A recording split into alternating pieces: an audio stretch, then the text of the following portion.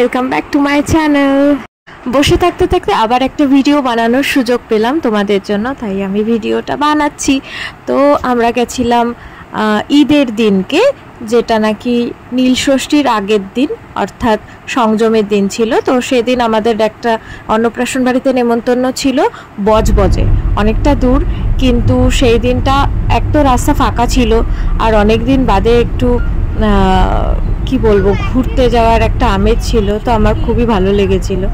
এই দেখো যাতায়াতের পথটা তোমাদের সাথে শেয়ার করছিলাম, আর ওয়েদারটাও মানে আনফর্চুনেটলি সেদিন খুব মানে ভালো ছিল, মানে গরম অতটা ছিল না, এবং সূর্যের তাপটাও অনেকটা কম ছিল। সেই জন্য মানে ভগবানই চাইছিল আমি একটু আরামে বেরোতে যাই। তো সেখান থেকে আমরা দেখো পৌঁছেও গেছি বজবজ। এই কথা বলতে বলতে তারপরের দিন ছিল নীল ষষ্ঠী। সকালে পুজো সেরে আমি বড়মাদের ঘরে যেই দাদার পাটা ভেঙেছে সেই দাদার সঙ্গে দেখা করতে গেছিলাম। সন্ধ্যাবেলায় ফটো তোলা হয়েছিল, সকালে ফটো তোলা হয়নি। এই দেখো আমাদের ঠাকুর রাত্রেবেলা পরিষ্কার করার পরে নীল রঙের আলোতে এরকম দেখাচ্ছে ঠাকুরকে। পয়লা বৈশাখের দিন আমরা বিকালবেলা একটু অশোকনগর গেছিলাম আড্ডা দিতে। তারপরে আমরা ফেরার পথে দেখতে পেলাম বাসন্তী পুজোর জন্য দুর্গা প্রতিমা নিয়ে যাওয়া হচ্ছে, এবং ব্যান্ড বাজা সব কিছু, মানে ব্যান্ড বাজা বাজিয়ে একদম সুন্দরভাবে নিয়ে যাচ্ছে, নাচানাচি করছে অনেকে। এই দেখো নানান রকম ব্যান্ড পার্টিরা একরকম ড্রেস পরেছে, যারা নাচ করছিল তারা একরকম ড্রেস পরেছে। ওই দেখো একজন ছাতা নিয়ে, বেশ ভালো লাগছিল দেখতে আসার পথে।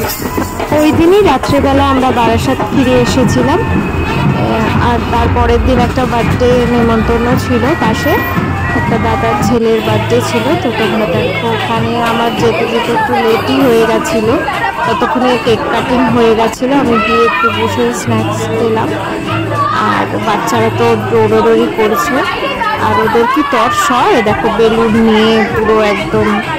আমার ছেলে তো প্রচণ্ড দুষ্টুমি করেছে, মানে কথাই শুনছিল না। আমার কাছে তো বকা খেয়েছে, সবার কাছে বকা খেয়ে গেছে। ও মৌপ্রিয়া, ভোলা, তারপরে ছোট তোজো, মানে ওর নাম তোজো, ওর থেকে একজন ছোট আছে যার বার্থডে ছিল, ওর ভালো নাম শুভরু, আর বাড়ির নাম হচ্ছে তোজো। ওই যে গ্রিন জামা পরা ওই হচ্ছে তোজো, ওরই বার্থডে ছিল, এটা ওর ছোট ভাই। এরপরে টেনে নিয়ে মৌপ্রিয়া আর আমার ছেলেকে বসানো হলো খাওয়াতে। এবার ছিল খাওয়া দাওয়া পর্ব। রাইস তো নিলই না, দুটো পরোটা খেয়ে খেলতে লেগে গেছে। এবার ওদের ফেভারিট আঙ্কেল চলে এসছে, যেই আঙ্কেলকে ওরা পারলে বাদরের মতো ঝুলে পড়ে, তার হাত পা সব কোমরে সবাই ঝুলে পড়ে। এই দেখো বার্থডে বয় খেলছে। আজকের মতো এইটুকুই, বার্থডে পার্টি শেষ হয়ে গেছে। এরপরে আমরা বাড়ি চলে যাব। তো তোমাদের এই ব্লগটা কেমন লাগলো জানিও। আবার একটা নতুন ব্লগ নিয়ে ফিরে আসবো। টাটা।